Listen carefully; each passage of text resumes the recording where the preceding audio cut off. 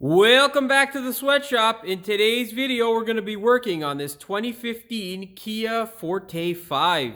What we're doing today on the Kia is we are replacing the front bearings as well as the lower control arms. As you can see on my parts table, we have got the Ilgen, I think it's pronounced. They're Korean bearings. I think they are the OE manufacturer for Kia. And then these guys here are CTR, which is also made in Korea. Hopefully they are good parts. I don't do too many Kia, so I don't know exactly what their OE replacement stuff is. Nonetheless, this is what we're doing today. The reason why we are replacing the control arms are because these things have got approximately, I think it's about 170 or 80K on it, and the ball joints are still good, but these bushings are completely destroyed. Now, these ball joints can be serviced separate, but because I'm in the rust belt, a lot of times we get rust that builds up on the arm, and if you push the ball joint in and out, it may be possible for the ball joint to become loose after you press it in. So, there are solutions around that, but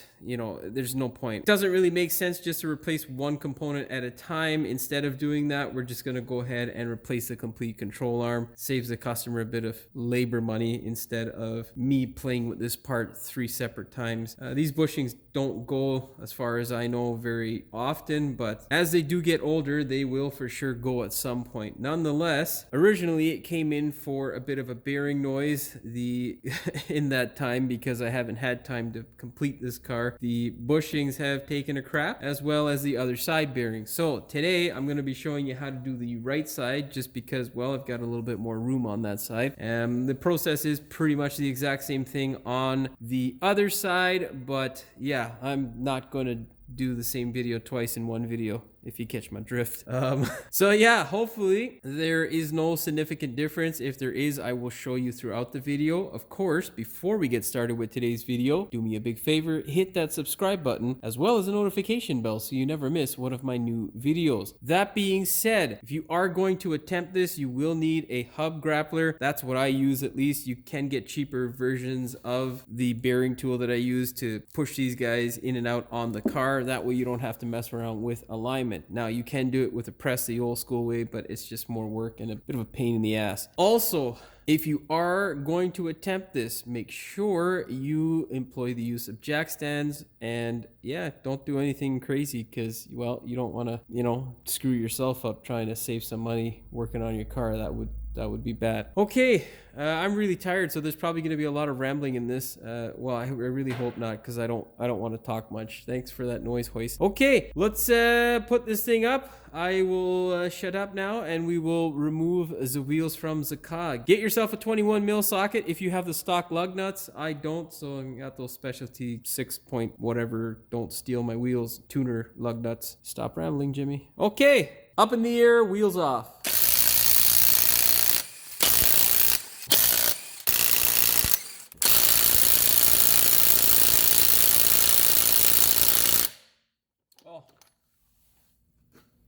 Well, you know what? I should tell you this before I take that last nut off. In case you're wondering how it is you can tell you have a bad bearing, usually there are 2 ways that you can tell that you have a bad bearing. There is usually a distinct humming noise that gets louder with you increasing your speed. And the second way is, of course, play in the wheel. Of course, a ball joint, tie rod, there are a few different parts on the front end of a vehicle that can contribute to this. Of course, I've isolated as the bearing. And how you can tell that is when you shake the wheel, you will see the CV shaft itself and not the spindle shaking. Okay, that's enough blah, blah, blah. Hopefully you understand that. If you have any questions, leave them in the comments below. Oh, yeah. This rusty nut is stuck in this. You know what? It doesn't matter. We're not taking any off. Alright. Grab yourself a 32 mil socket and hammer off the nut. You can see here, I've been maintaining this shitbox since day one in regards to the tire service on and off of the car. And you can see I've been spraying this thing. That looks like a brand new nut. Yeah, so help yourself and put some white lithium grease on your car. Alright, yes. Push the CV. If it moves, good stuff. If it doesn't, well, prepare for battle. Number 3 Phillips bit. Hammer off these 2 Phillips bolts here. Grab yourself a 17 mil flex socket. 1/2 inch is preferred. You're gonna now take off your caliper. Don't forget your flat screwdriver. Okay, so what you'll need is a small bungee cord so you can tie your caliper up to your spring there. And you're also gonna need a flat screwdriver to release the tension on your caliper.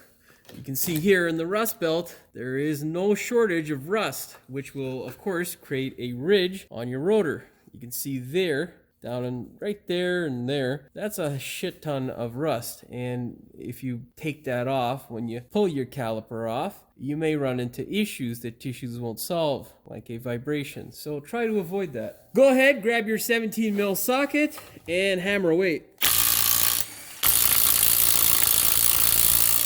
See, if you anti-seize stuff and you use a little bit of white lithium grease and lubricants in the right place, your life becomes so much easier. Grab your bungee cord, stick it through the middle here, pull the caliper off, and well, hang it. You just want it out of the way, then go ahead, pull off your rotor.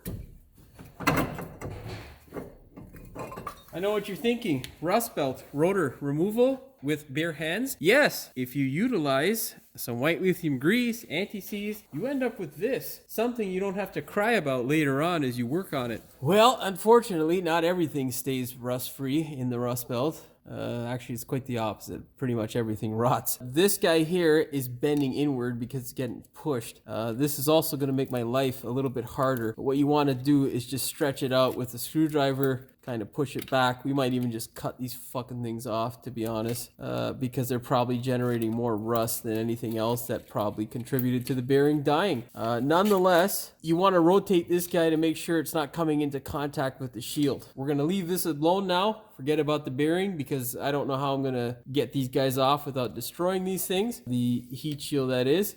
So we're going to leave those alone and go over to the control arm. Our next step is going to be to remove this busted ass tray. It's a pain in the ass to get off in this particular case. Usually because if you haven't anti-seized these bolts, they're a nightmare. You got to do it like every single time you take it off. So anyhow, get yourself a 10 mil, a Phillips screwdriver, remove the clips and remove this tray. I'm not going to film that.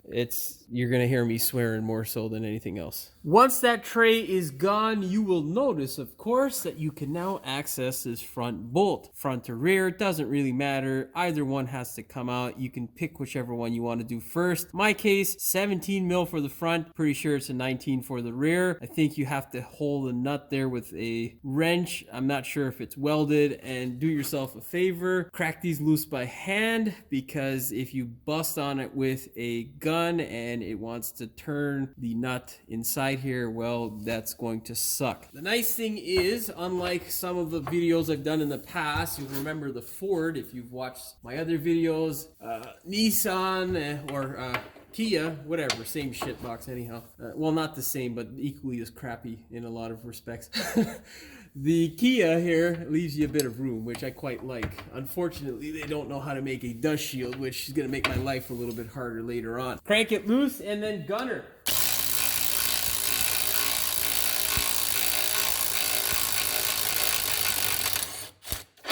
Thankfully, she came out without any tears. Wear some eyeglasses. I just had a chunk of metal hit my face, which, well, that never feels good. So, same thing for the rear. Get yourself a 19 mil and get prepared to use some serious energy. These things are usually pretty tight.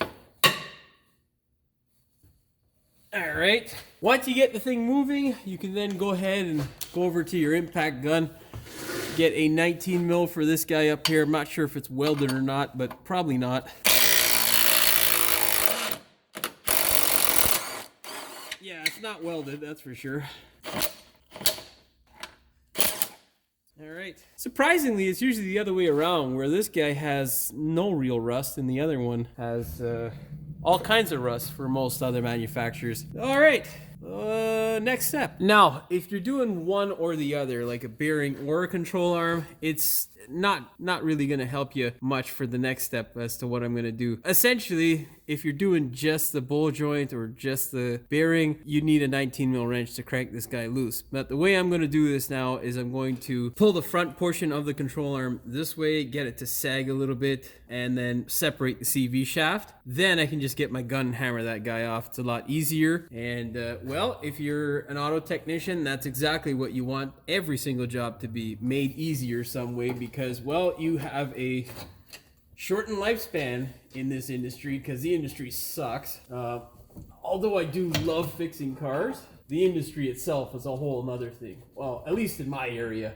Now, you're gonna get that guy as far out as you can in order to get this guy to separate. Now, if you were like me and you didn't put the key in and didn't leave the steering lock unlocked, it's gonna be a little bit tougher, but not impossible to do. If you are gonna pry on this guy gently,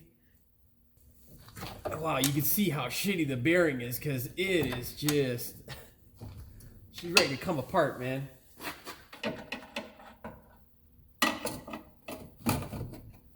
Pry that portion out. Let's see if we get her separated.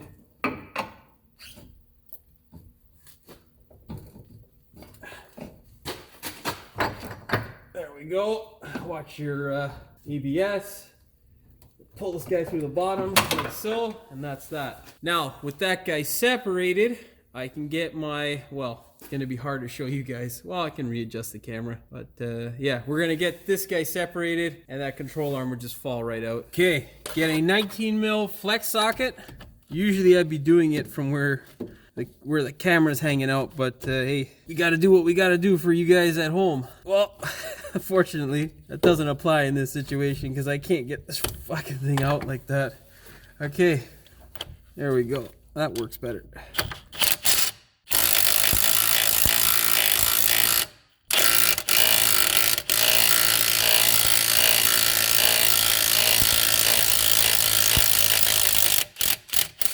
All right, with that guy out of the way, if you're just doing the bearing, I would suggest doing this with a joint removal tool, but I don't care about this joint, so we're just gonna hammer it with my air hammer. Makes me feel better. Of course, this fucking CV's in the way. Make sure you wear some eye protection and some hearing protection.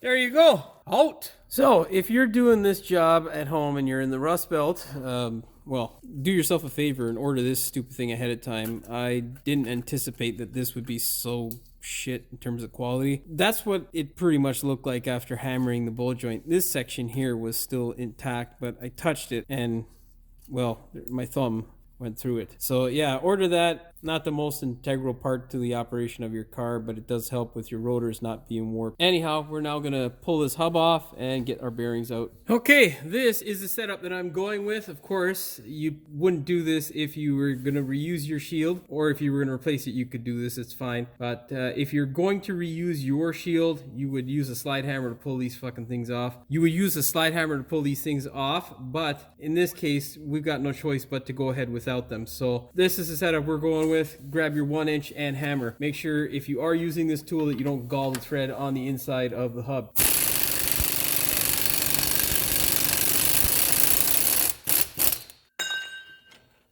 There you go.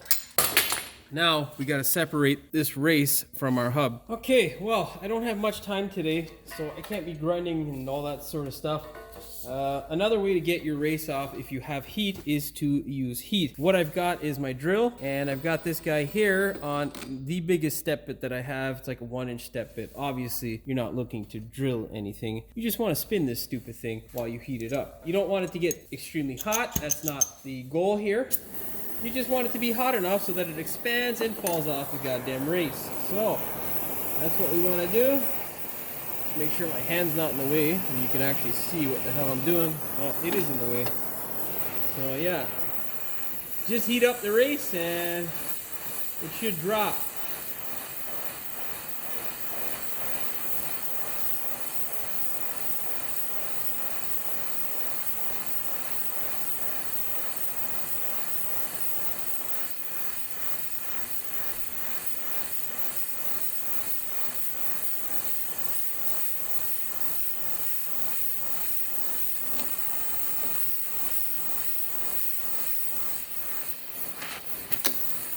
There you go.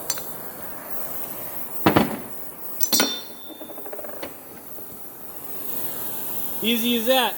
You can see here, I just literally got it off. It's still warm, but it's not hot to the touch. That's what you want. If it is hot to the touch, like I mean really hot where you're gonna burn, it's too hot. Get that guy. You want to keep this, well, obviously the race is gonna be hot to the touch. I'm just referring to the hub itself. Now, you want to keep the race, don't throw it out. You'll need that thing to go ahead and get rid of your, what do you call it? Your stupid, your old bearing. Okay, I'm gonna go do the other one and I shall see you back. All right, let's do that again. Oh, I forgot to take the seal off. Ah, fuck it. Let's go for it.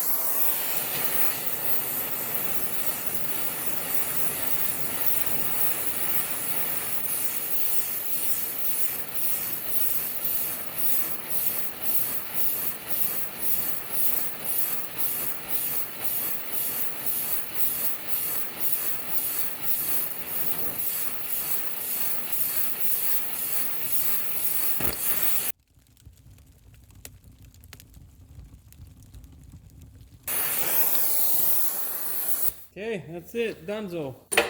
You gotta be quick. She's a little bit stuck on there still. Can we get her off? No. We've had that energy transfer. Alright. If you're doing it like I just did, make sure you remove that seal like I did on the first one because, well, it stinks like dog shit. Like chemical dog shit. Now, if you have to do this the old school way and you don't have heat, basically you'd cut a section where this guy here would grab, just a flat section, and then you'd be able to put it on. You'd obviously use those flat sections, you'd thread this guy into place, and you'd hammer it off like this. Obviously, I don't need to do that. It is much harder than what I described. If you check out some of my other bearing videos, I know I showed this technique specifically, not the I like fire technique, but the opposite way I just said. Basically, cutting the sliver or a section out of that race and then pulling it off. You got to be careful though. You don't want to hit the stupid hub. Heat's always fun. Just I don't use it as much because my tanks are usually in the front, but I had a wonderful job a couple days ago, which needed lots of heat. Anyhow, back to the job. What you're gonna do now, as you can see, this is not a common thing, but the Kia is quite a rusty shitbox, and it doesn't have much of, it's not the best of materials. So what you're gonna do is just get a wire cup, clean that guy off there, and then the hub will be ready for installation again. Get a nice coarse guy here, coarse wire wheel that is, and you're just gonna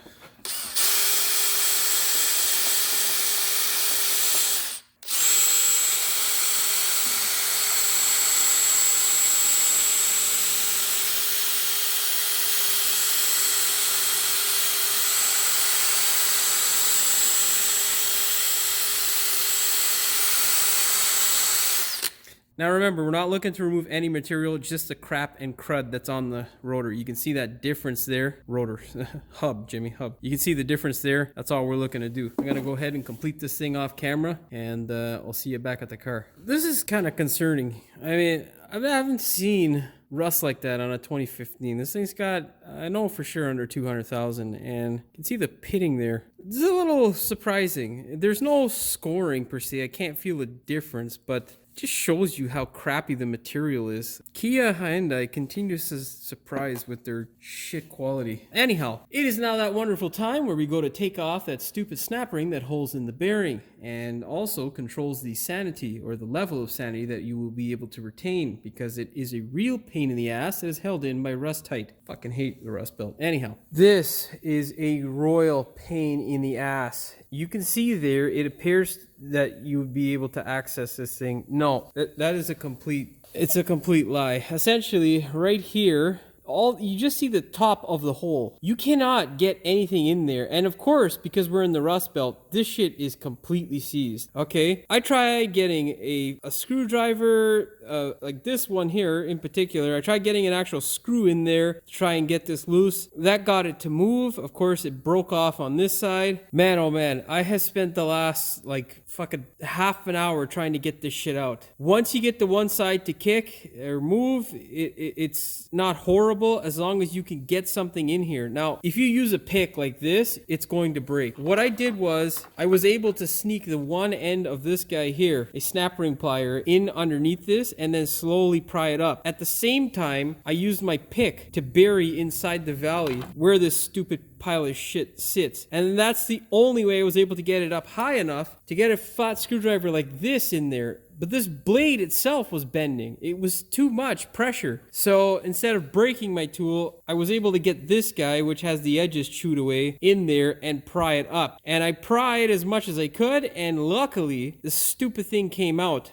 Just this half section here popped out. I'll tell you, this is the shit that really irritates mechanics. Like, this is just dumb. What is the point in putting these hooks there if they're not accessible? Idiots. Like, who engineers this shit? Like, the morons behind IKEA, it must have been the same asshole who engineered their bearings for their engines and the crankshaft and the issues that they've had. This is the same jackass who designed this pile of shit.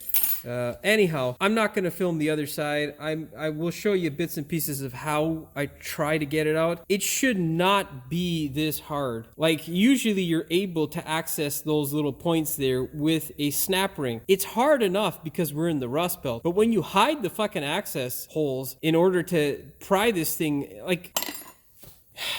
This is one of the other reasons I'm so fucking angry. This is one of the other reasons as to why I will tell people not to purchase these shitbox cars. Okay, I'm trying my absolute best to get a shot here, but basically those are where the access points are, right down here. Can you see them? I can't. That's exactly my point. It's just stupid. Usually, I don't know, to be honest. In all my years of doing bearings, I've never seen a manufacturer do something so stupid. This is my first, and holy crap, it is highly infuriating. Like, rust is another problem, but just stupid design is a whole new problem that we have to deal with as mechanics. It's just ridiculous. Anyhow, you're gonna grab a bit like this on an air hammer. You're gonna turn the air hammer down to about medium pressure, well, depending on whatever you have, and you're going to go round and round, and as you see the rust start to break off from the back in between the bearing and the snap ring, then you'll know that it might be ready to move. Of course, you're gonna somehow have to magically either fucking make a hole or something, because these jackasses didn't think it important to, you know, leave the holes exposed. So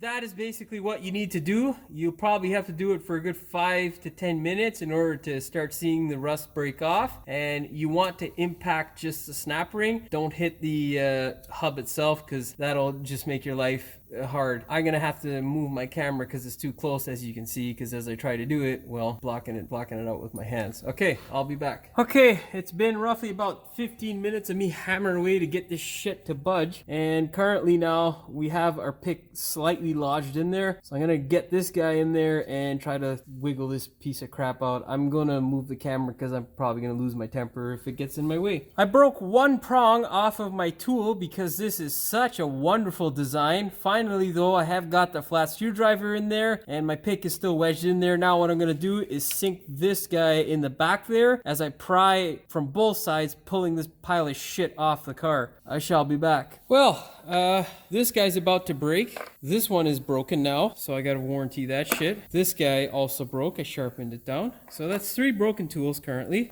This one broke on another job, but the point is, it's just a stupid fucking design for no real reason. Maybe Kia, try, you know, turning these hooks around, you dumb bunches, you dumb piles of shit. Maybe turn this around, you morons. This is a ridiculous design. There's absolutely no reason for it.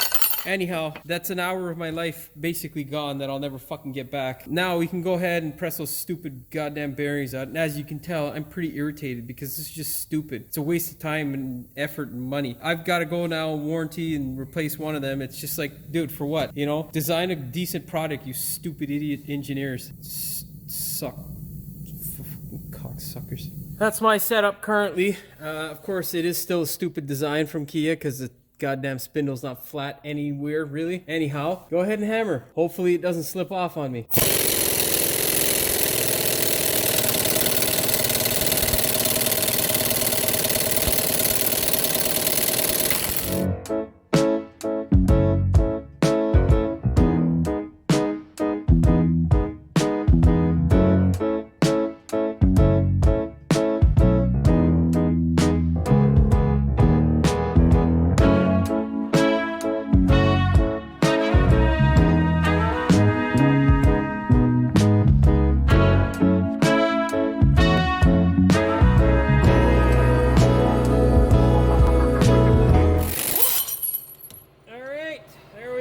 One bearing out, now we gotta clean the hole up so it can receive the new bearing and get going. Very important, ear, eye, and nose protection.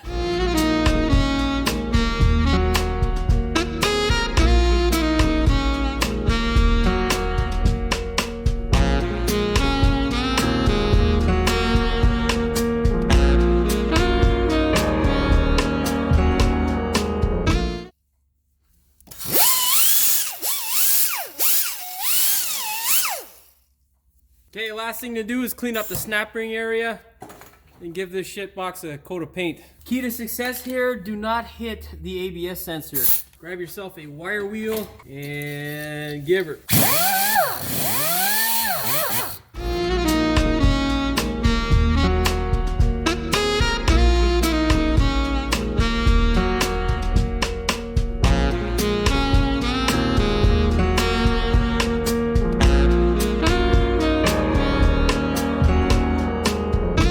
Nothing in the barrel. You're not trying to get rid of anything there at all. If there is rust, do it by hand. Don't take away any material.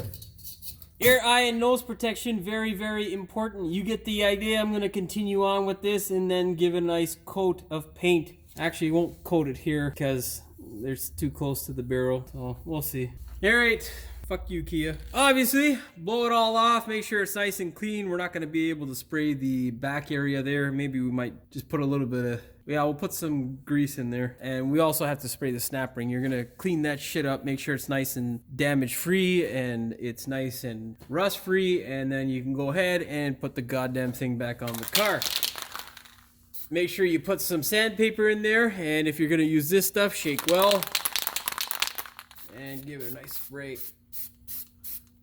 All this is just to help it from not getting rust in there. Do not get any paint in the barrel. That is very bad for the bearing health. Okay, I'm gonna go do the other side and make sure you do the same process to your snap ring. I'm also gonna pull this garbage off. Obviously, I'm not gonna show you how to do that because you're probably not doing that at home. And well, if you are, 10 mils, if they break, fuck them, leave them on. And if the 10 mils break inside there, screw it. They're there with the Kia shitbox for life. We are finally ready now to go ahead and put this stupid thing in. Basically, all we gotta do is make sure the stupid thing does not go in cocked.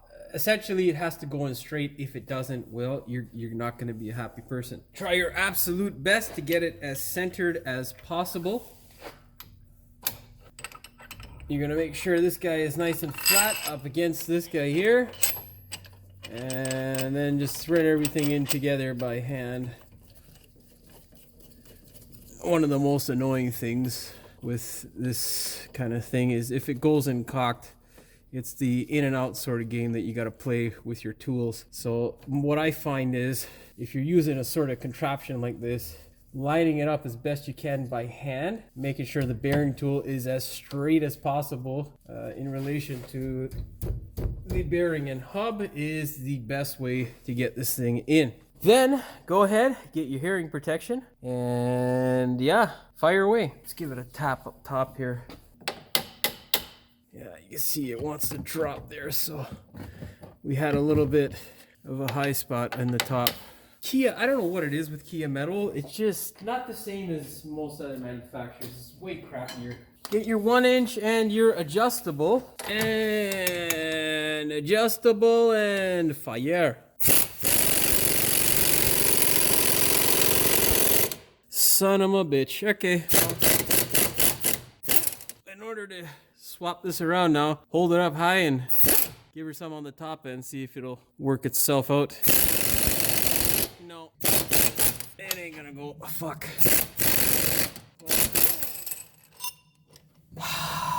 Basically now I gotta push this shit back out again, try to line it up, and go from there. If it is cocked, you do not want to continuously fire it. It will fuck up the bearing as well as the spindle. God, I hate Kia. Okay, let's try this bullshit again. Adjustable. Good idea. There we go. Hammer.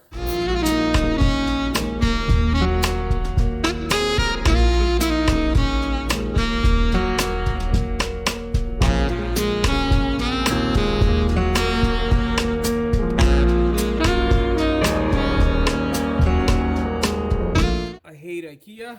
I mean, Kia Hyundai suck, man. Like their quality, they're just junk. Like, ugh. I'm not saying it doesn't happen, but geez, man, I can't remember a time where I've had both bearings cocked and I've had to do the in and out. Like just junk, honestly. Like it.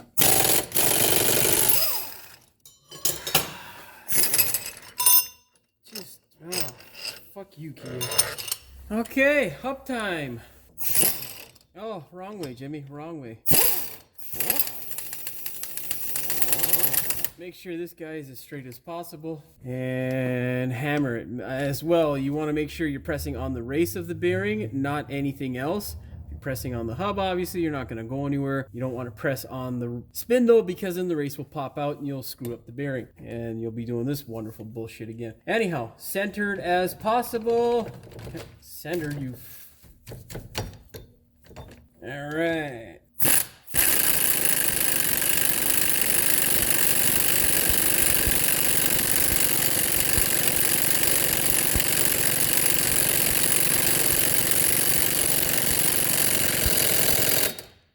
Hear that change in tone? That means she is done.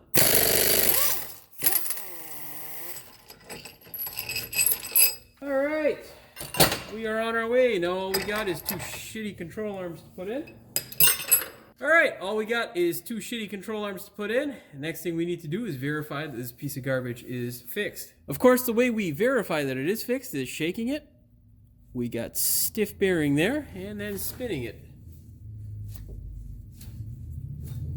If it is nice and quiet like this pile of junk is now, good to go. Control arm time. All right, well, quite a bit of time has elapsed and I've had a lot of time to calm down and, explain to you in a fashion that is normal, I would say, and not angry, as to why it is that this car is such a pile of crap in terms of its design. Now, I don't know if all Kias are like this. I have done Kias in the past where I haven't seen crap like this, so I don't know. Anyhow, you can see here plainly the two clips. And by the way, this is the result you should end up with after you, grind the rust off the crap and paint it. Those two little notches there are the notches that you need to use with one of these. This is a standard size or a bigger size of snap ring pliers that is supposed to be used to grab this snap ring and place it back into its home. What is extremely stupid and will give you a aneurysm potentially is the fact that when this is installed, you cannot reach the portion of the snap ring where this tool is supposed to hook to. This is the sort of crap that drives mechanics to not recommend cars like this because we don't want to deal with this sort of crap. This job, you're not going to get rich off of it or make all kinds of money, but you also at the same time don't want to lose your shirt because of a stupid design. And then to complicate things even more, when you live in the Rust Belt or you are a Rust Belt mechanic like I am, it just makes things so much harder. Anybody who has had the pleasure of trying to remove one of these things that is rusted in, where you can actually access this portion of the snap ring, will tell you how much of a pain in the ass that is without having to then somehow come up with some magical way to access this crap. I mean, Kia Hyundai, I don't know whether your engineers are just blind or mildly retarded or what the deal is. You guys suck in a lot of the designs that you guys come up with. And they're not the only company. Like, you'll see throughout my videos if you watch them. I have had Nissans that I've complained about, all kinds of stuff. Subarus, just the dumbest things when it comes to service for certain things on a car. It's infuriating. It wastes so much time and energy. Anyhow, I hope that drives home the point, and if you're still watching, you don't think that I'm just an angry person who hates this particular brand. No, I'm not a racist. I hate all brands equally. They all suck in many different ways. Some more so than others, that's for sure. 100%. Some brands are just complete garbage. Kia's bordering on one of those brands as complete garbage. Nonetheless, it is time to put in our snap ring. I'm gonna get my 90-degree pliers, see if that works. I don't think it will. Yeah, it will not.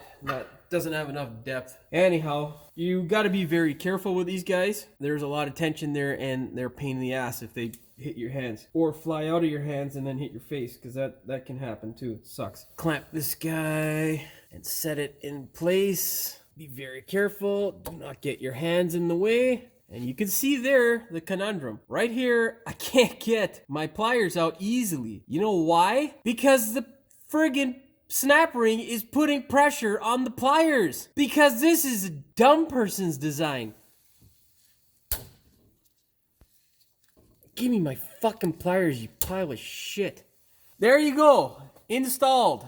Can you see the holes now? Can you access that? What, without a pick? No. And you know what happens to a pick when you try to bend it? Because picks are not pry bars, right? They're just meant to, pick at small little plastic connectors and whatever. Not meant to bend a 1/4-inch snap ring. That's just moronic. You have to be partially brain dead to come up with this design, and then the idiot who signs off on it. Like, oh God, buddy. Okay, the time has come for us to put in our lower control arm finally. This is not that hard. It's actually easier than other Hyundai Kia crap boxes that I've worked on in the past. What you're gonna do is get a stand or some way to basically push the spindle out of the way. How I have done it on other Hyundais is because this pile of shit, unless you suspend it, wants to be in your way consistently. Now, it's not necessarily an issue when you're doing other stuff, but when you're trying to put the control arm in, it is, because you want to make sure your control arm is nice and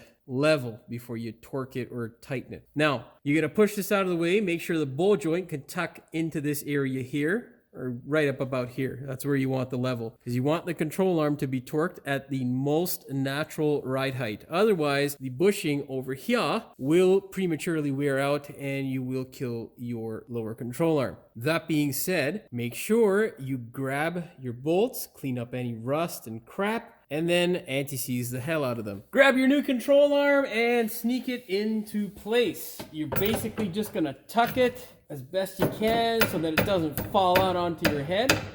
That seems like it's okay for now. Grab your mallet.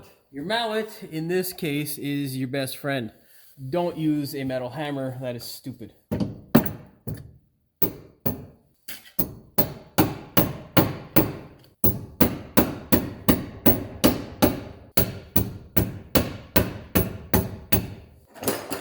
Get a pry bar and just adjust as needed.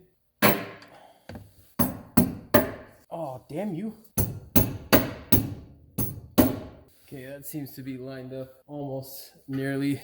It's almost there. Oh, come on. You kidding me? This pile of crap is in the way. Wonderful. Anyhow, that's the hole there that I'm trying to line up. I should have did the other side because the plastic's completely gone on that side. Anyhow, what you're going to do, I'm too lazy or irritated to move the camera right now. You'll know if you're doing this at home which hole I'm talking about. Make sure you anti-seize the bolt. Slip that guy in as best you can, and don't be afraid to whack it with a mallet. Yeah, we're not in. Let's line up the back first, and then we will take care of the front. Now, when lining up the back, it can be a bit tricky. Essentially, you're gonna yeah, you can tell how tight it is because I'm going to bash the camera a bit. But you want to basically push the control arm up as level as possible. And then whack away until you get it close enough. Now the top doesn't always line up. If it is, well, lucky you. If it isn't, what you're gonna do is just take a pry bar, you're gonna put it on the edge of the bushing there. You're gonna whack it just a little bit. You don't wanna whack it hard at all. It's not gonna help you. Because if you damage the rubber coating, well, it just gives another place for rust to form, which is a royal pain in the ass. And if, in case you're wondering, there's a reason why they make these bolts tapered, because they know how stupid this can be sometimes. There we go, one shot, baby. Put your 19 mil on, get your 19 mil socket and wrench, and of course, ugga-dugga this guy home. Don't blast it, because you don't want to over torque it. Now, let's go work out the front of this thing. You can see there, we got our bolt in place. Let's give it a tap. Looks like that bottomed out there. We should be good. Don't whack it too hard, of course, and don't use a metal hammer, because you can damage your thread. And if you do that, well, you're not going to be happy. Of course, once you feel it engage and it is going in, you can go ahead and fire it home. Flex socket, preferred method, just makes life easier.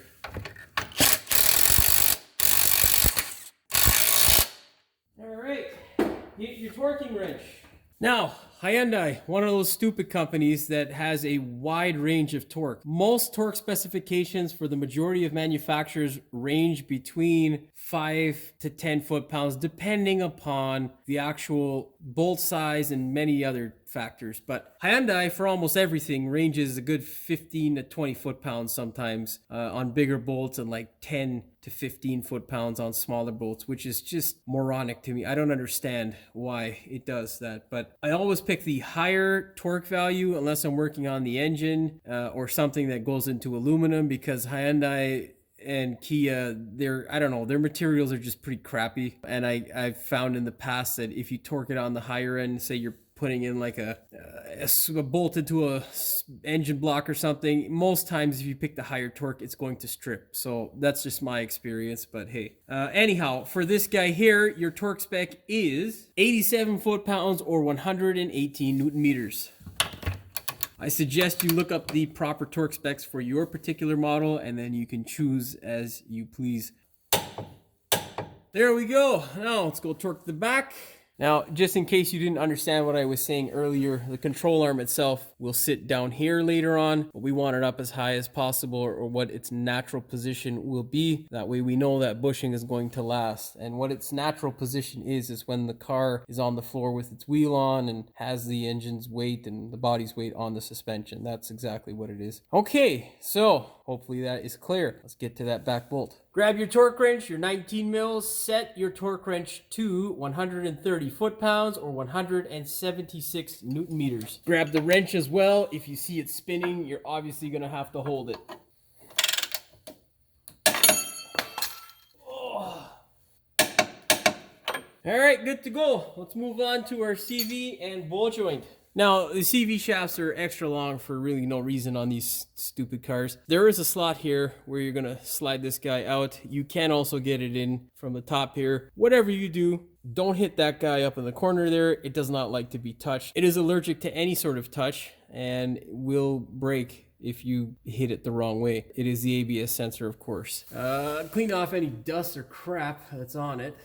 Now, let's put this guy in. As you can see, I have anti-seize the front portion of the CV shaft. You don't want to douse it on, and you also don't want to put it on the back here. I have also cleaned up this mating surface just with a wire wheel. Make sure it's rust free. All right, slide her on in.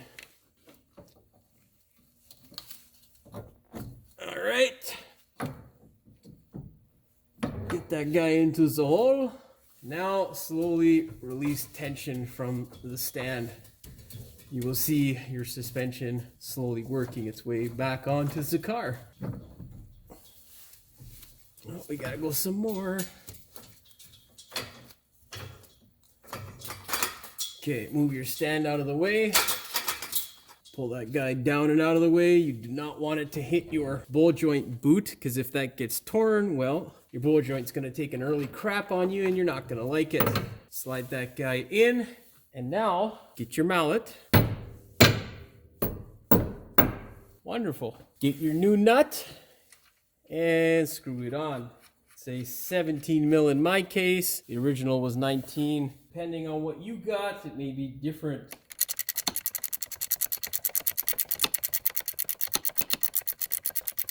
My finger is on the stud of the bowl joint, making sure it doesn't rotate. If you get into a situation where it does, you're going to have to employ the use of a jack or a stand to push up on the bowl joint. Place the jack or stand on the actual control arm and not the bowl joint, and do not apply too much pressure. In order to torque this guy, you will need a crow's foot because, well, you can't fit a socket in there because this is another smart design. Now, if you're going to torque it without doing any calculations, this needs to be at 90 degrees towards the head. So the center of where the bolt would be needs to be at the center of where this is, 90 degrees to that. So line it up with the snap-on if you have a snap-on wrench. If you don't, well, usually most wrenches put some sort of writing like that, so just line it up in the middle, 90 degrees. You're going to take your torque wrench and set it to 65 foot-pounds or 88 Newton meters. Now, you will have to consistently adjust your crow's foot in order to torque it properly because, obviously, you're not going to be at 90 degrees. So, yeah,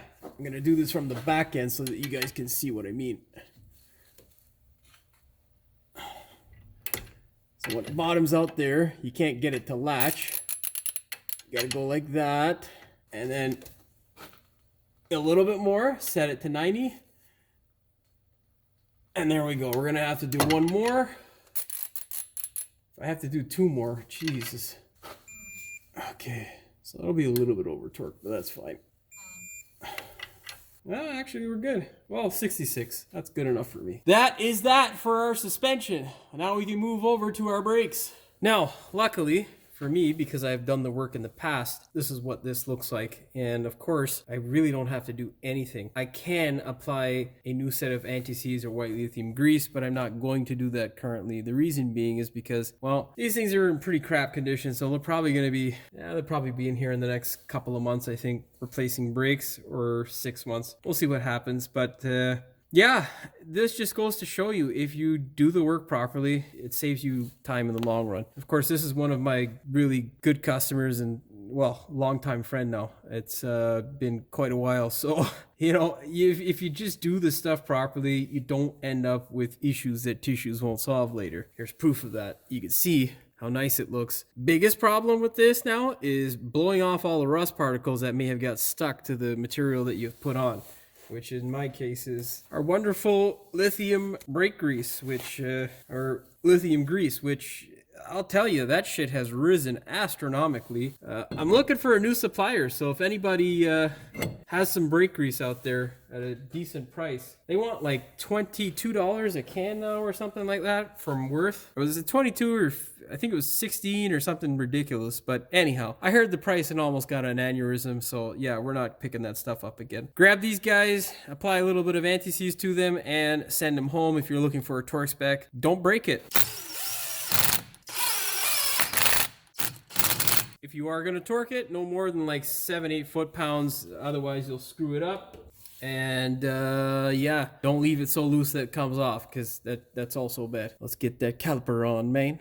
I don't know if I mentioned it in the previous clip, but if your hub doesn't look as nice as mine did, make it look nice like that and apply anti-seize. That being said, anti-seize these guys as well. Make sure your brake hose is nice and comfortable. You do not want that thing in an awkward position because it will not perform properly. And yeah, you know, I had an F-150 in here recently and I wanted to film that for you guys as well, but unfortunately I wasn't able to, and that was a perfect one because very rarely do I get bad brake hoses, and on that car I had one. So, you know, I was kicking myself afterwards because I'd had the thing all apart, and well, what to do, man, what to do. It's just the way it is. Grab your torque wrench. Set your torque wrench to 72 foot-pounds or 98 Newton meters. All right, CV nut time. Grab your CV nut, throw the thing on. Why don't you want to go on, fucking bitch? There we go. Grab a 1/4-inch punch and stick it between the vanes of the rotor. Oh my God, that's a lot of rust. Make sure you're feeling strong. Set your torque wrench to 199 foot-pounds or 270 newton meters. Grab that same punch and smash this guy.